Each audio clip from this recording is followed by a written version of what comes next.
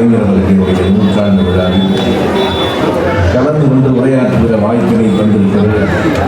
இன்றைய கூட்டத்திற்கு தலைமையேற்றிருக்கிற மாவட்ட செயலாளர் என் அன்பிற்குரிய சுதர்சனம் அவர்களே, இந்த கூட்டத்தை வழக்கம் போது இவ்வளவு சிறப்பாக ஏற்பாடு செய்திருக்கிற பகுதி செயலாளர் நண்பர்கள் சொன்னது போல உடல் நாராயணன் என்றாலும் சுழல் நாராயணனாக இருக்கிற நண்பர் அவர்களே,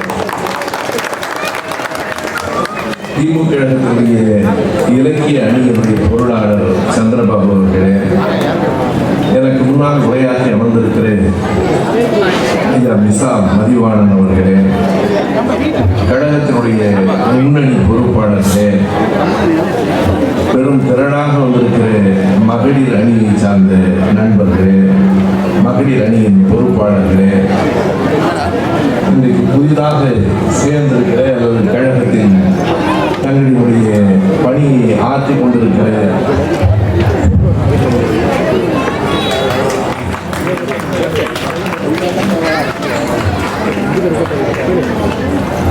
இளைஞர் அணியை சார்ந்த நண்பர்களே, பொதுமக்களே, பெரியோர்களே, அனைவருக்கும் என் அன்பு வணக்கம். இன்றைக்கு நாட்டில் நடந்து கொண்டிருக்கிற செய்திகளை எப்படி இந்தியாவிலிருந்து தமிழகம் வேறுபட்டு இருக்கிறது, அமைதியாக இருக்கிறது என்பதையெல்லாம் ஏறத்தாழ 1 மணி நேரமாவது உரையாற்ற வேண்டும் என்ற எண்ணத்தோடு தான் வந்தேன். ஆனால் இப்போதே 9:09 என்கிற காரணத்தால் நான் சொல்ல வந்த செய்திகளை முழுமையாகவும் விரிவாகவும் சொல்ல முடியாது என்றாலும் மிக சுருக்கமாக உங்களிடம் சொல்ல வேண்டும் என்று விரும்புகிறேன். இங்கே இருக்கிற தாய்மார்களுக்கெல்லாம் ஒரு பெரிய வேண்டுகோளோடு நான் என் உரையை தொடங்குகிறேன். நீங்கள் தான் தேர்தலின் வெற்றி தோல்வியை தீர்மானிக்கப் போகிறவர்கள். கூட்டத்திற்கு வந்து போவது என்பதை தாண்டி இந்த கூட்டத்தில் பெறுகிற கருத்துக்களை நீங்கள் அக்கம் பக்கத்தில் பார்க்கிற போது நண்பர்களிடத்தில், தோழர்களிடத்தில், பெண்களிடத்தில் எடுத்து சொல்லுங்கள். ஒரு பொய் கூட சொல்ல வேண்டாம். செய்திருக்கிற உண்மையான நன்மைகளை மட்டும் எடுத்து சொல்லுங்கள். அல்லது இன்றைக்கு தமிழ்நாட்டிலே பெண்கள் இவ்வளவு சுதந்திரமாக இருக்க முடிகிறது, பாரதிய ஜனதா கட்சி ஆளுகிற மணிப்பூரிலோ ஹரியானாவிலோ இப்படி பெண்கள் இருக்க முடியாது என்கிற நிலை இன்றைக்கு வந்திருக்கிறதே, அதை எடுத்து சொல்லுங்கள். பெண்கள் கூடுதலாக இருக்கிற கூட்டம் என்பதால் நான் ஒரு வருத்தத்தோடு தான், வேதனை கலந்த நெஞ்சத்தோடு தான் சொல்லுகிறேன். இப்படி ஒரு காட்சியை தமிழ்நாட்டில் என்றைக்காவது நீங்கள் பார்த்திருக்கிறீர்களா? அல்லது அப்படி ஒரு காட்சி தமிழ்நாட்டில் நடப்பதற்கு நாம் எப்போதாவது அனுமதிப்போமா? 2 பெண்களை ஆடை இல்லாமல் நூற்றுக்கணக்கான ஆண்கள் தெருவில் ஊர்வலமாக அழைத்து வருகிற காட்டுமிராண்டித்தனத்திலும் காட்டுமிராண்டித்தனமான ஒரு செயல் மணிப்பூரிலே நடைபெற்றிருக்கிறதே. பெண்கள் அவர்களுக்கு பாடம் சொல்ல வேண்டாமா? அது மணிப்பூரிலே நடந்திருக்கிறது என்று கருதி விடாதீர்கள். தமிழ்நாட்டில் நடக்காமல் இருக்க வேண்டுமானால் தளபதியின் ஆட்சி தமிழ்நாட்டில் தொடர வேண்டும் என்று நான் இந்த மேடைக்காக பேசவில்லை. நெஞ்சத்திலிருந்து வருகிற ஆழத்தின் கோபத்திலிருந்து பேசுகிறேன். அது என் மகளாக இருந்தால், என் தங்கையாக இருந்தால், என் பேத்தியாக இருந்தால், 2 பெண்களை ஆடை இல்லாமல் தெருவில் ஊர்வலமாக நடத்தி வருகிற காட்டுமிராண்டித்தனத்துக்கு அங்கே ஆட்சி நடத்தி கொண்டிருக்கிறவர்கள் பாரதிய ஜனதா கட்சி இல்லை என்று சொல்லுங்கள். பியான் சிங் என்கிற அவர்கள் கட்சியை சார்ந்தவர் தான் முதல்வராக இருக்கிறார். ஹரியானாவிலே மசூதிகள் இடிக்கப்படுகின்றன, மணிப்பூரிலே தேவாலயங்கள் தகர்க்கப்படுகின்றன. இவையெல்லாம் இந்துக்களுக்கு ஆதரவானவை அல்ல, மனித குலத்துக்கு எதிரானவை. 2 தேசங்களிலும் 2 மாநிலங்களிலும் மணிப்பூரில் ஆட்சி நடத்துகிறவர்களும் பாரதிய ஜனதா கட்சி தான். ஹரியானாவிலே ஆட்சி நடத்துகிறவர்களும் பாரதிய ஜனதா கட்சி தான். ஹரியானாவிலே முதல்வரினுடைய பெயர் மனோகர் லால் கட்டார் என்பது நீங்கள் இந்த உலகத்தின் செய்திகளை உள்வாங்குங்கள். ஏன் பாரதிய ஜனதா கட்சி பற்றி பேசுகிறீர்கள்? தமிழ்நாட்டில் அவர்கள் எங்கிருக்கிறார்கள்? என்றும் இல்லை. ஆனால் அவர்களுக்கு தோள் கொடுக்கிற அதிமுக தமிழ்நாட்டில் இருக்கிறது. அவர்களுக்கு மறைமுகமாக ஆதரவு தருகிற கட்சிகள் தமிழ்நாட்டில் இருக்கின்றன. ஒன்றை உரத்து சொல்லுங்கள், பாரதிய ஜனதா கட்சிக்கு மட்டுமல்ல, அவர்களுக்கு ஆதரவாக இருக்கிற எவருக்கும் இந்த மண்ணில் இனி இடமில்லை என்பதை எடுத்து சொல்லுங்கள். பேசி பாருங்கள். இங்கே பேசுகிற போது நண்பர் சந்திரபாபு அவர்கள் குறிப்பிட்டாரே, பிரதமரை நாடாளுமன்றத்துக்கு வர வைப்பதற்கு எந்த நாட்டிலாவது இவ்வளவு தூரம் கட்சிகள் சிரமப்பட்டிருக்கின்றனவா? ஒரு பிரதமரை நாடாளுமன்றத்திற்கு வர வைப்பதற்கு இவ்வளவு தூரம் போராட வேண்டியிருக்கிறது. அதற்காக நம்பிக்கையில்லா தீர்மானத்தை கொண்டு வர வேண்டியிருக்கிறது. நம்பிக்கையில்லா தீர்மானம் தோல்வி என்கிறார்கள். எங்களுக்கு தெரியாதா? நம்பிக்கையில்லா தீர்மானம் நிறைவேறுவதும் தோற்று போவதும் அங்கே இருக்கிற உறுப்பினர்களின் எண்ணிக்கையை பொறுத்தது. கூடுதலான எண்ணிக்கையை கையில் அவர்கள் வைத்திருக்கிறார்கள். எந்த தீர்மானம் கொண்டு வந்தாலும் நாம் கொண்டு வருகிற தீர்மானம் தோல்வி அடையும் என்று நமக்கு நன்றாக தெரியும். தெரிந்திருந்தும் ஏன் கொண்டு வந்தோம் என்றால் அதை ஒரு வாய்ப்பாக பயன்படுத்திக் கொண்டு இந்த ஆட்சியை பற்றிய விமர்சனங்களை செய்வதற்காக. அதை தாண்டி நம்பிக்கையில்லா தீர்மானத்தை கொண்டு வந்தாலாவது விடை சொல்வதற்கு நாடாளுமன்றத்துக்கு பிரதமர் வருவாரா என்று பார்ப்பதற்காக ராகுல் காந்தியினுடைய பேச்சை நீங்கள் ஒரு முறை கேட்டு பாருங்கள். சில நேரங்களில் நமக்கு மொழி சிக்கல் இருக்கலாம். ஆனாலும் அவர் பேசியிருக்கிற அந்த பேச்சுகள் இன்றைக்கு வந்திருக்கின்றன. உண்மையாய் சொல்லுகிறேன் நண்பர்களே, பாராளுமன்றத்தில் மொத்தம் 500க்கும் மேற்பட்ட இடங்களில் நாம் 40க்கும் குறைவான இடங்களில் தான் திமுக இருக்கிறது. ஆனால் ஓங்கி ஒலித்த குரல் காங்கிரசினுடைய குரலும் திமுகவின் குரலும். வந்த பிரதமர் கூட மணிப்பூரை பற்றி பேசவில்லை. நம்முடைய மாவட்ட செயலாளர் சொன்னது போல திரும்ப திரும்ப திமுகவை பற்றிய தமிழ்நாடு பற்றி பேசிக் கொண்டிருக்கிறார்கள். ராகுல் காந்தி பேசிய அத்தனை பேச்சுக்கு பிறகு எது பற்றி அவர்கள் திரும்ப பேசுகிறார்கள்? ராகுல் காந்தி எழுப்பிய எந்த கேள்விக்கும் விடை சொன்னார்கள்? எந்த கேள்விக்கும் விடை சொல்லாமல் ஸ்மிருதி இரானி என்கிற அமைச்சர் என்று சொல்லுகிறார். எங்களை பார்த்து பறக்கும் முத்தத்தை ஃப்ளையிங் கிஸ் கொடுக்கிறார் ராகுல் காந்தி என்று. அந்த காட்சியை தயவு செய்து காணொலியில் இருக்கிறது பாருங்கள். ராகுல் காந்தி இங்கே இருக்கிறார், ஸ்மிருதி இரானி அங்கே இருக்கிறார். அவர் பேசி முடித்ததற்கு பிறகு சபாநாயகரை பார்த்து நான் புறப்படுகிறேன் என்கிறார். அவர் இந்த பக்கம் பார்த்து பேசுகிறார். ஸ்மிருதி இரானி எழுந்து எனக்கு தான் முத்தம் கொடுத்தார், எனக்கு தான் முத்தம் கொடுத்தார். என்ன அரசியல்? நீங்கள் அரசியலில் எந்த கருத்து ரீதியாக பேச மாட்டீர்களா?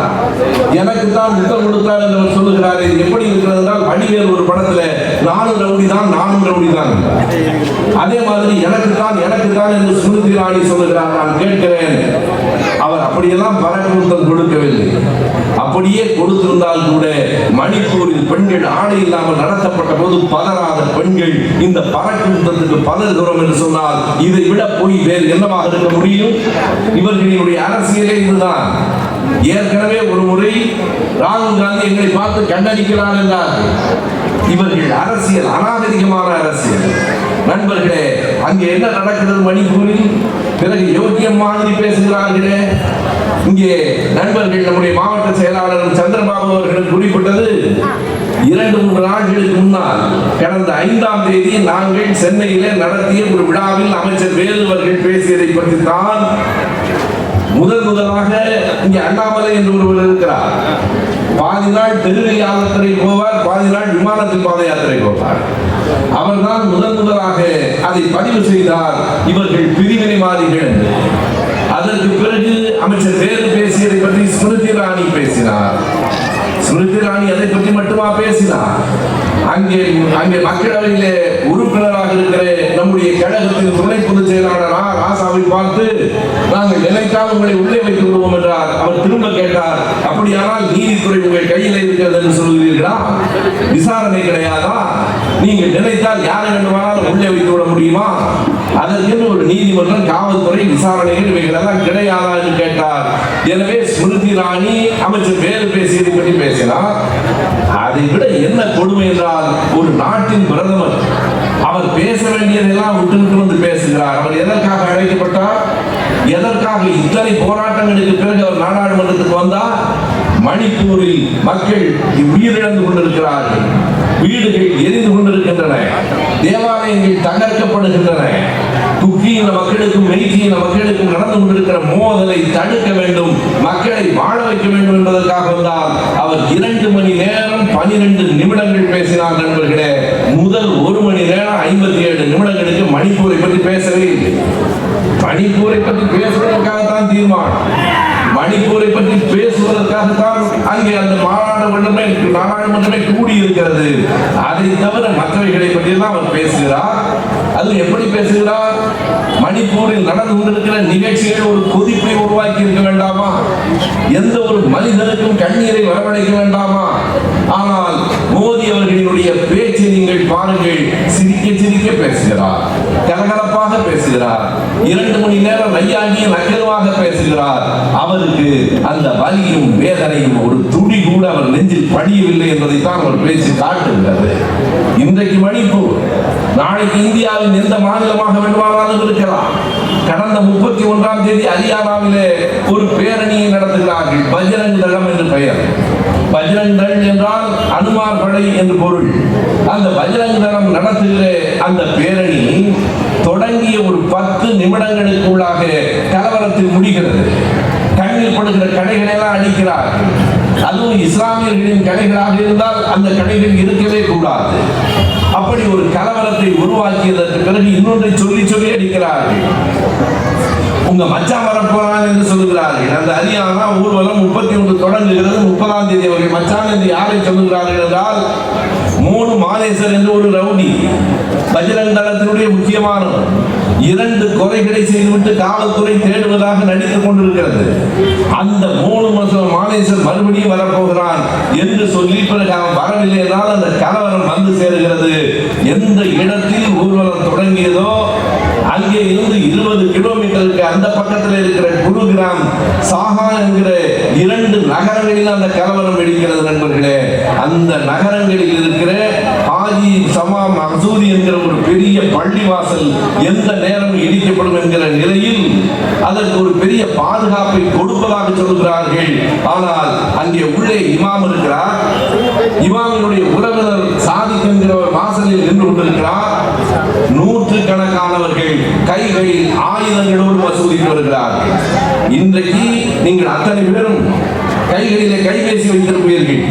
தாய்மார்களே, நான் மிகுந்த அன்போடு கேட்கிறேன், நீங்கள் தொடர் நாடகங்களை பாருங்கள், சமையல் குறிப்புகளை பாருங்கள், போனால் போகிறது பக்தி பாடல்களை கூட கேளுங்கள். ஆனால் நாட்டின் அரசியலையும் சேர்த்து பாருங்கள். நான் மீண்டும் மீண்டும் சொல்லுகிறேன், உங்களை நாங்கள் வெறும் பார்வையாளர்களாக, வாக்காளர்களாக மட்டுமல்ல, கடமை நிறைந்த நாட்டின் மக்களாக நீங்கள் இருக்க வேண்டும் என்பதற்காக சொல்லுகிறேன். பாருங்கள், இன்றைக்கு வந்திருக்கிற ஒரு காணொலியை சொல்லுகிறேன். உத்தரப்பிரதேசத்திலே ஒரு ஊர்வலத்தை இந்த காவி படையினர் நடத்துகிறார்கள். அத்தனை பேர்